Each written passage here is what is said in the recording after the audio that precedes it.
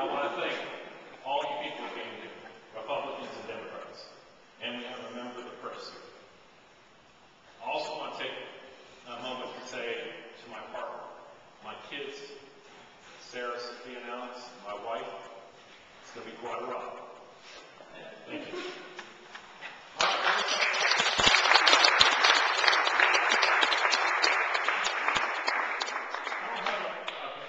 I want to speak from my heart, and I'll try not to make it too long. I know Jess is worried about that a little bit, and this will come and flow. But what I want to say is,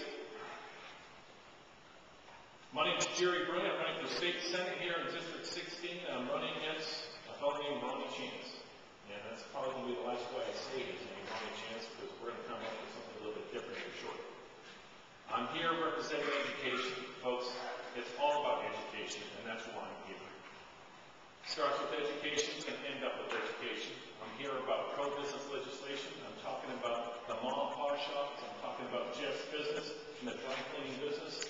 I'm talking about getting graphics for printing and so forth.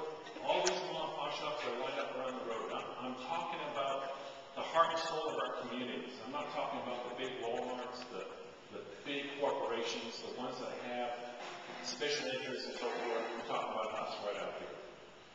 I'm talking about tax cuts and tax reform. There's a lot of issues out there, and it doesn't sound like there's a lot of talk going on because I haven't seen any tax cuts or tax reform in the last several years. I'm talking about something that no one's talking about at all. Term limits.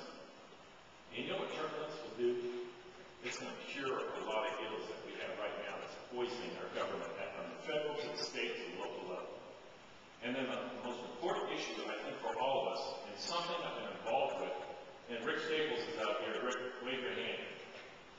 I'm talking about an energy policy.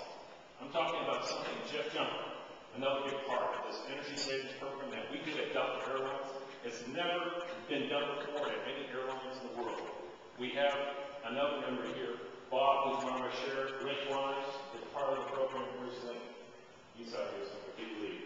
But they're part of this energy saving program. Not only saved millions and millions of dollars in fuel and money, it also saved us in the carbon footprint.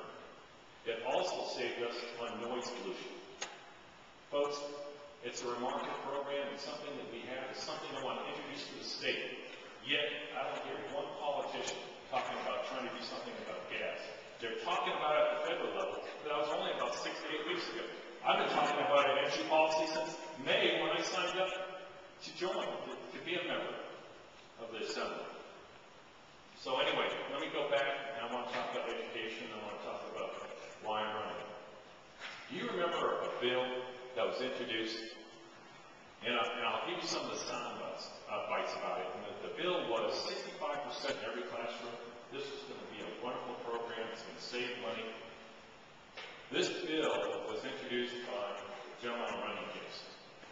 It came from a Washington lobbyist group to tell the Republican-led legislators in all these states, promote this bill, make it a law, an unfunded mandate, to tell us, the parents and local school boards and local government, to make sure you put 65% of your budget in the classroom.